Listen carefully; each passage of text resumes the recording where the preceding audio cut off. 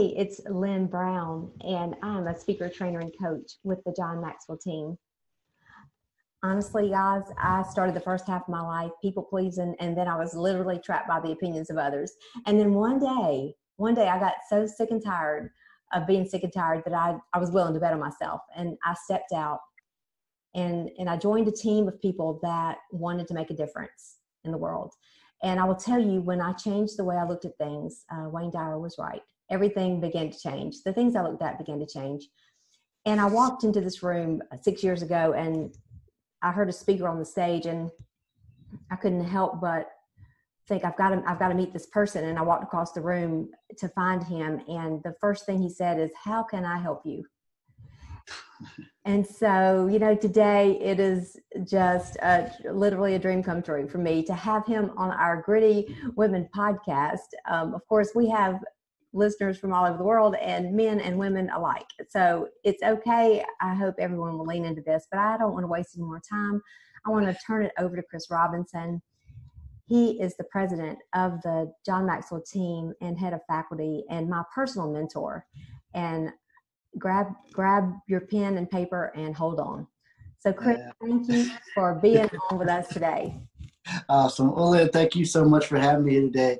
It is such an honor and privilege to be with you. And, I remember that day as well, too. I remember us being in the back corner of a room with you with a notepad and a pen out. And we were talking about strategy of what to do to grow as a coach, speaker, and trainer. And, you've done a phenomenal job of continuing to invest in yourself, continue to grow, to continue to not only just grow, but do. You're out there taking action, impacting people's lives, making a difference, helping women, helping men to become better leaders, better influencers inside their family. And I want you to know you're doing a phenomenal work. And nothing makes my heart flutter more than being online here with you today and seeing you, knowing that 6 years ago, I was able to have an impact on you. And to now, 6 years later, hear your voice on the calls that we do, consistently throughout the years. And it reminds me that you never know the impact that you're going to make on people. You never know that. If I were to line up 1 million people, on the planet and say, Chris, who are you going to impact? I wouldn't have picked you. I wouldn't have picked you. But our voice picks each other. Our values pick each other. Our commitment to help people grow pick each other. And I'm so thankful to be a voice in your life and many others, a part of the John Maxwell Team. And I'm just so, so excited to see everything that you're doing in life. Well, thank you. Thank you. And we're just delighted to have you today, just to speak into us. So I think the world is ready to hear you, Chris. Yeah, one of the things we talked about is, right now, a lot of people are dealing with uncertainty. And I love this phrase that John, talked about in one of his online summits. He says that most people are having to deal with uncertainty, which is harder than bad news, And, because when he talked about this, he talked about bad news. We have the news, we can do something with it. We can decide to go left, we can decide to go right. But when there's uncertainty and you don't have the news, it's like, what do I do right now? And a lot of people in life are at an uncertain place right now. And it's going, well, what do we do right now? Well, I want to encourage you is to do what you know to do. If you don't know the unknown that's ahead of you, you do know what the next step is. You do know, what today could look like for you. And so I want to encourage everyone that, during uncertain times, hey, look, we've got to be certain about the things that we can be certain about. Okay. And then the uncertain things, hey, look, you got to let those go because you don't have any control, over those things at all. And so, we'll talk about uncertainty. We'll talk about, getting through difficult times. But, Lynn, you had asked me earlier, one of the questions you had asked me was about dealing with mental dips in times of uncertainty as well, too. And, that's something that all humans deal with. All right. Doesn't matter how positive you are. I mean, there's not a chance on the planet that you could call me, Lynn, and say, Chris, how are you doing today? And I'm going to say, oh, just terrible. okay? Because I'm wired with the overly optimistic mindset. And so it doesn't matter what I'm going through. You're going to call me and say, Chris, how you doing today? And I'm going to say, fantastic. Things are great. Okay. Now, things could be going wrong. My kids could be fighting, biting, kicking, screaming. Okay. Right outside my door. But I'm still going to tell you, hey, things are great. Right? Because that's the way that I'm wired. But not everybody's wired that way. And I still go through mental dips as well, too. But you have to, so the question is what to do during those mental dips. I'm going to give you a few different things that I do during a mental dip. You know, especially as people were going through quarantines and being inside their homes. I mean, we've seen, you know, suicides, you know, we've seen, you know, fighting inside of families. We've seen domestic violence. I mean, all types of stuff was happening. But what can you do when you come to this mental dip? And the first thing that I want you to do is I want you to recognize what it is that you're listening to. What is it that you're listening to?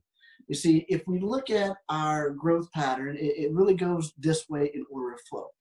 What you're listening to determines your thoughts dictate your feelings dictate your actions determine your results, okay?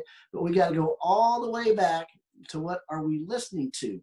So if you spend the mass majority of your time listening to a fear-driven media, well, that's going to determine your thoughts.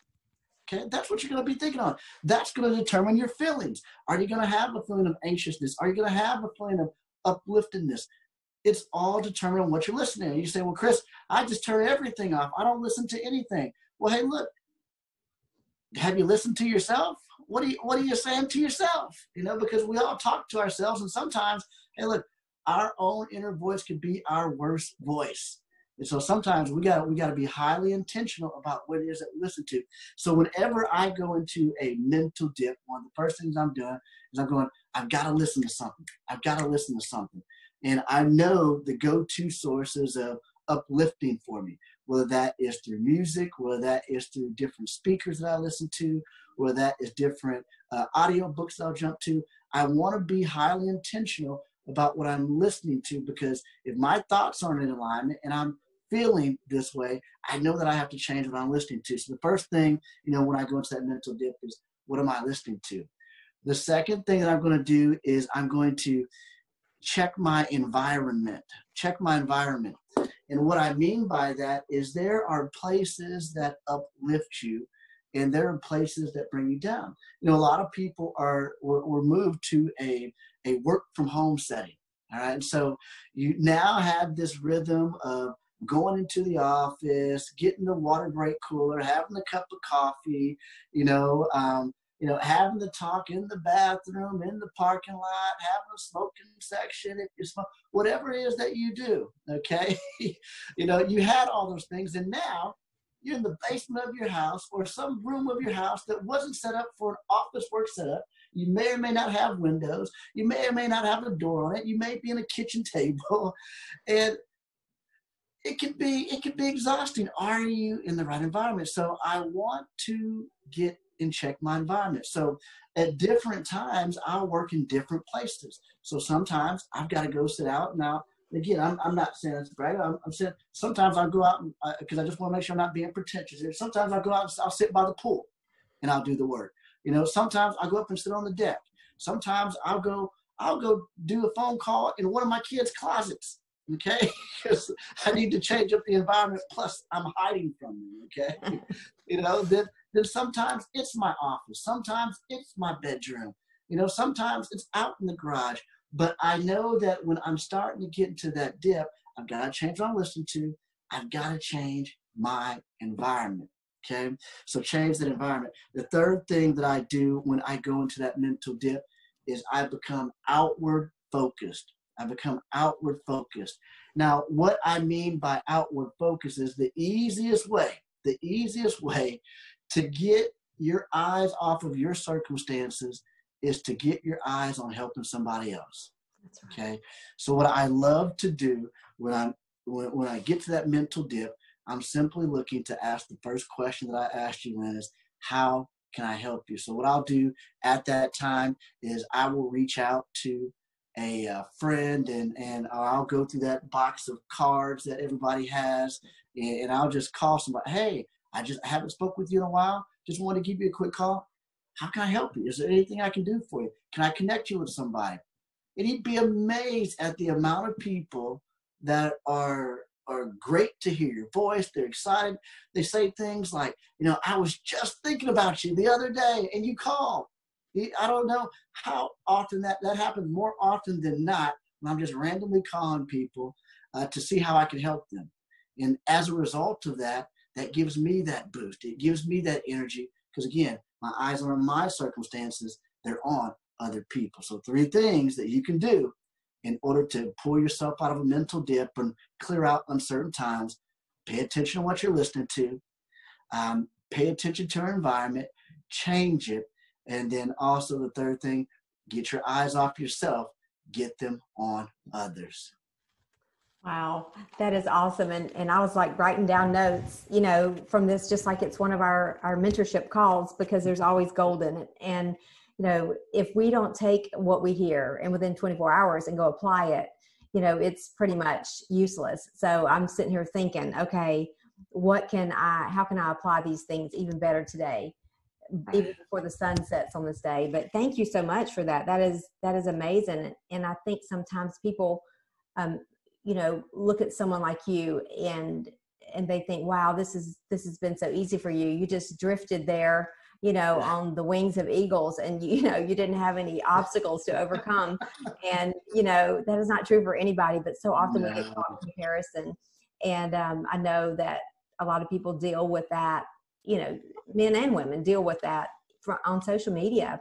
And I love that, to make sure that we are listening to the right thing, that we have to change our environment sometimes, and when everything else fails, go serve someone else, and you can do that right from wherever you are. So these are great steps for us to use anytime in our life. A year from now, guess what? We're going to be going through some hard things. Right. Hard is it's part of life, and like John says, everything worth having is uphill. That's right. I truly believe. Yeah. One of the things you just said there, is definitely a thing that you should add to it. And I think it's something I do unintentionally, but I'm aware of it. You mentioned that a lot of people, go to social media in those down times. The absolute worst place you can go. That's right. To, when you're in a mental dip, the last thing you want to do is go to social media and spend your time minding there, just not hearing anything, but man, you're just scrolling down that thing, looking at people's lives, their quarantine situation, your quarantine situation. They've got better snacks, or whatever, it's just. Their kids are all happy. And they're look at them watching a movie. Photos and family time. And I just tried to strangle one of my kids, Yeah. It's so hard, and it's so true. And but the great part is, it's like you said, when you become aware of it, that's the great part, and that shows that you're growing. So that's good. But we got to do something different. We have to have that mental shift in our mindset. And I know that that's one thing that over the last 5 years I've worked on that so much. I've invested time.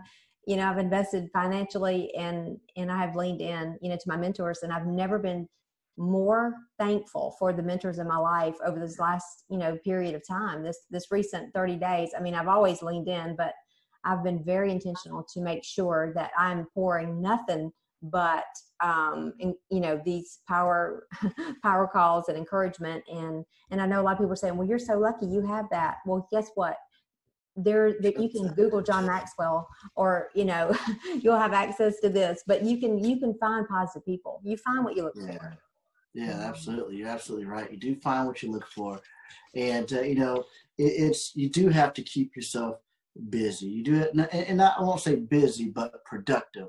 Because if you're just sitting around when the mind goes into a mental dip, and you think that, hey, I should just veg out and watch TV and let my mind drift, that's only going to expand the drift. And so it's about getting highly intentional of, hey, what can I do that's going to move me towards my goal? Because, a lot of people, When I think about, the pandemic times, it was you either came out of that situation or going to come out of that situation one of two ways. Either you come out bitter or you come out better. Okay. So people were either sitting back going, just waiting for it to be over. Or, it's people every single day going, okay, hey, what can I do? What can I do today? How can I maneuver around this? How can I shift my business? And so you have to stay in the mindset and in the question of how can or what if. How can or what if, but not what if in the bad sense, because I know a lot of people do that. Well, what if it doesn't work? Or what if I do invest in myself and it doesn't work? Or what if I start this business and it fails? No. What if you invest in yourself and it works? What if you start a business and it becomes the business of your dreams? What if you do that thing for your spouse and your relationship starts to bloom? What if you spent that time or took that trip with the kids and it was great? How much time do we spend in that what if? But if you can sustain that thought, I promise you, you move from where you are to where you want to be much more often, much faster, if you stay with that sustained thought of how can I and what if I can. That's awesome. Wow. What a great way to end and something for us to think into, today and start today. That's what I want to encourage people. You don't have to wait until, the beginning of next week or, when you think everything's going to be smooth sailing, start today. What can you do? And it is so ironic. Only God can do stuff like this, but it's a year ago today. This hit me this morning in my quiet time. A year ago today, Eric Reed, a JMT team member of ours, challenged me to start the Gritty Women podcast. And I heard him. I appreciated his belief in me. And there've been a lot of things I've missed along the way, but I leaned into that. And that is the reason that, I was able to, raise my hand, when Chris, when you offered, because I had something in place. And trust me, I've missed a lot of things along the way, but it's great every now and then when you're like, wow, I did that for a year. So for me to be able to say that, I give everybody hope in the world. So, hey guys, if I can do it, you can too. That's but, right. Wow, Chris, I cannot thank you enough. I mean, this is just truly been such a blessing for me, and I will harvest the gold from it for sure. Awesome. Thanks again for who you are and the life that you live and the example that you are to us all. So have a great weekend. I hope that y'all have lots of fun family time and adventures. And I know it will be with your 6 children. Yeah. Awesome. Thank you so much, Leah. Thank you, Chris. Take care, and we'll see you soon. Bye.